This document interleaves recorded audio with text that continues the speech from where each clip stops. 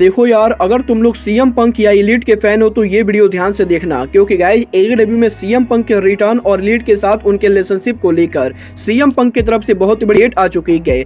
EC3 के wrestling promotion CYN wrestling के बंद होने के बाद EC3 ने न्यू कंपनी के साथ कॉन्ट्रैक्ट साइन कर दिया है। AEW के इस हफ्ते डायनामाइट शो के बाद AEW ने उनके 2 करंट चैंपियंस को न्यू कॉन्ट्रैक्ट में साइन कर लिया है। AEW के ईयरली पेपर व्यू के इंक्रीज करने को लेकर टोनी खान की तरफ से काफी बड़ा बयान आ चुका है। जे वाइट के NJPW में लूजर लीव मैच को हार जाने के बाद जे वाइट का फ्यूचर प्लान रिवील हो चुका है और गाइस NJPW के अमेरिका में अगले पेपर व्यू के ऊपर काजुचिका ओकाडा का IWGP world championship match confirm हो चुका है। तो गाइस चलिए बिना किसी देरी के शुरू करते हैं इस वीडियो को। और गाइस सबसे पहले बात करेंगे AEW के brand new tag team champion the gun club की। वेल गाइस जैसा कि हम लोगों ने इस हफ्ते AEW के डायनामाइट शो पर देखा, AEW के इस हफ्ते डायनामाइट शो के मेन इवेंट के ऊपर गन क्लब अक्लेम को हराकर बन चुकी है AEW की brand new tag team champion. और गाइस यही गन क्लब के AEW में टैग टीम चैंपियन बनने के बाद अब टोनी खान ने गन क्लब को न्यू कॉन्ट्रैक्ट के अंदर साइन कर लिया है, क्योंकि गाइस इस हफ्ते AEW के बैक स्टेज से ये अपडेट आ रही है कि टोनी खान की कंपनी की तरफ से गन क्लब को न्यू कॉन्ट्रैक्ट ऑफर हुआ है। और गाइस टोनी खान की कंपनी के इस ऑफर के बाद कोल्टन गन और ऑस्टिन गन ने इस ऑफर को एक्सेप्ट कर लिया है। और गाइस यहां पर AEW के अंदर गन क्लब की टैग टीम चैंपियन बनने के बाद अब टोनी खान ने इन दोनों रेसलर्स को मल्टी ईयर कॉन्ट्रैक्ट में साइन कर लिया है। और गाइस यहां पर इसका मतलब यह है कि आने वाले कई सालों तक अब ऑस्टिन गन और कोल्टन गन AEW के लिए एक्सक्लूसिव काम करेंगे।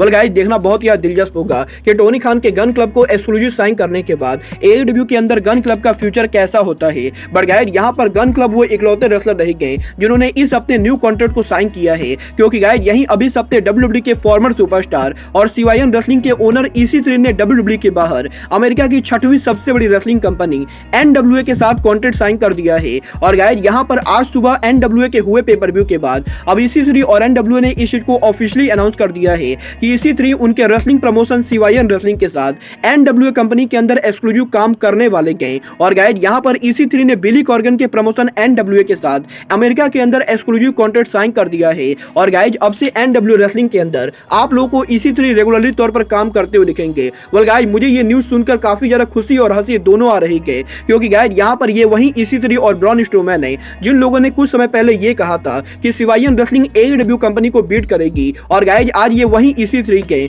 जो उनके CYN रेसलिंग के साथ NWA के साथ कॉन्ट्रैक्ट साइन कर रहे हैं। बट गाइस ये तो बात हुई EC3 के कॉन्ट्रैक्ट की। बट गाइस चलिए अब आगे बढ़ते हैं और बात करते हैं AEW के प्रेसिडेंट टोनी खान की। वेल गाइस बात करें यहाँ पर टोनी खान की, तो गाइस इस हफ्ते टोनी खान के लेटेस्ट इंटरव्यू के अंदर टोनी खान ने एक बार फिर से AEW के स्ट्रीमिंग सर्विस को लेकर बात की थी, जहां पर टोनी खान का ये कहना है कि अगर AEW कंपनी को एक बढ़िया स्ट्रीमिंग डील मिल जाती है तो गाइस पॉसिबली AEW कंपनी साल के अंदर उनके पेपर व्यू को इंक्रीज कर सकती है। और गाइस यहां पर AEW कंपनी करंटली साल के अंदर जो उनके 4 पेपर व्यू करती है, AEW कंपनी पॉसिबली उन पेपर व्यू के नंबर्स को इंक्रीज करेगी। और गाइस यहां पर AEW revolution, double nothing, all out और फुल गियर के अलावा AEW के स्ट्रीमिंग सर्विस को मिल जाने के बाद AEW कंपनी साल में 1 से 2 और पेपर व्यू कर सकती है। वेल गाइस आपको क्या लगता है, टोनी खान को AEW के पेपर व्यू नंबर्स करना चाहिए या नहीं? आप लोग मुझे कमेंट करके बताइए। गाइस चलिए अब आगे बढ़ते हैं और बात करते हैं AEW के biggest superstar, best in the world CM पंक की। वेल गाइस बात करें यहाँ पर CM पंक की, तो गाइस जैसा कि आप लोग को मालूम है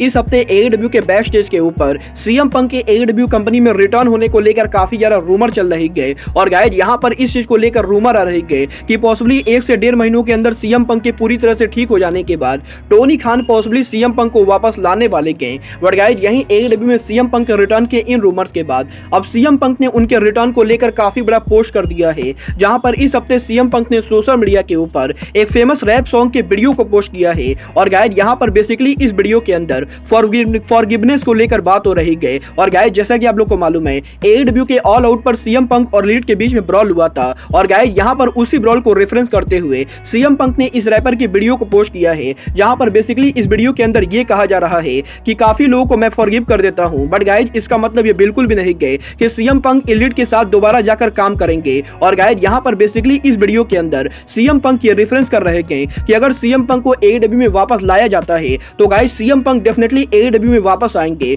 और वो एलीट के साथ उनके हर चीजों को भुला देना चाहते हैं। बट गाइस यहां पर इसका मतलब ये बिल्कुल भी नहीं है कि CM पंक दोबारा यंग बस के साथ बैठकर बात करेंगे। और गाइस CM पंक के इस वीडियो के अंदर CM पंक इस चीज को रेफरेंस कर रहे हैं कि CM पंक के AEW में पॉसिबल रिटर्न होने के बाद CM पंक एलीट के साथ उनकी दूरी बनाकर रखने वाले गए। और गाइस यहाँ पर सीएम पंक के इस वीडियो को पोस्ट करने के बाद अब इस चीज को लेकर स्पेकुलेशन और भी बहुत ही ज्यादा तेज हो चुकी है कि possibly Tony Khan CM Punk को वापस लाने वाले गए। और गाइस पॉसिबली सीएम पंक और एडब्ल्यू के बीच में करंटली उनके रिटर्न को लेकर बातें भी चल रही गए। वेल गाइस देखना बहुत ही दिलचस्प होगा कि टोनी खान सीएम पंक को वापस लेकर आते हैं या नहीं। बट गाइस आगे बढ़ते हैं और बात करते हैं आर्गुमेबली जापान के one of the biggest superstar J white की।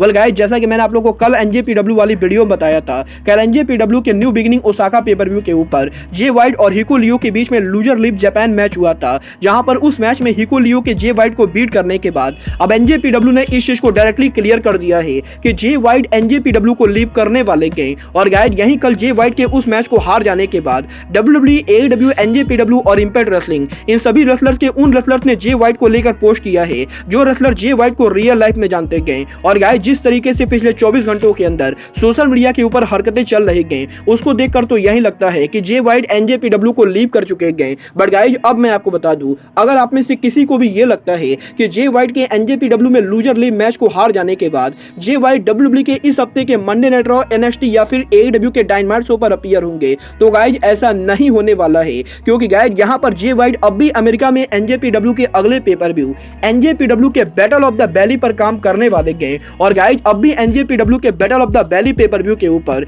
जे वाइट और एडी किंगस्टन के मैच को एडवर्टाइज किया जा रहा है। और गाइस अगर आप लोग एनजेपीडब्ल्यू को सही से फॉलो करते हो तो गाइस आप लोग को याद होगा कि जे वाइट ने हिको लियो से जो मैच हारा है वो match loser leave new Japan match ना होके बल्कि लूजर लीव जापान मैच था। और गाइस यहां पर इसका मतलब ये है कि जे वाइट जापान के अंदर रेसल नहीं कर सकते गए। बट गाइस उस मैच के अंदर कहीं भी ये स्टिपुलेशन नहीं थी कि जे वाइट अमेरिका के अंदर एनजेपीडब्ल्यू के लिए काम नहीं कर सकते गए। और गाइस पॉसिबली इसी रीजन की वजह से जे वाइट एनजेपीडब्ल्यू के 18 फरवरी को होने वाले pay per view battle of the valley के ऊपर कंपीट करने वाले गए। वेल गाइस देखना बहुत ही दिलचस्प होगा कि बैटल ऑफ द वैली पर जे वाइट के मैच को रेसल करने के बाद जे वाइट फाइनली एनजेपीडब्ल्यू को लीव करते हैं या नहीं। और गाइस अगर वो एनजेपीडब्ल्यू को लीव करते गए तो गाइस वो डब्ल्यूडब्ल्यूई और एडब्ल्यू में किसको ज्वाइन करते गए। बट गाइस जहां तक बात रही एनजेपीडब्ल्यू के battle of the valley pay per view की, तो गाइस अब मैं आपको बता दूं, कल एनजेपीडब्ल्यू के new beginning Osaka paper view के एंडिंग के ऊपर काजुचिका ओकाडा के आईडब्ल्यूजीपी वर्ल्ड टाइटल को रिटेन करने के बाद हमें एनजेपीडब्ल्यू के बिगेस्ट सुपरस्टार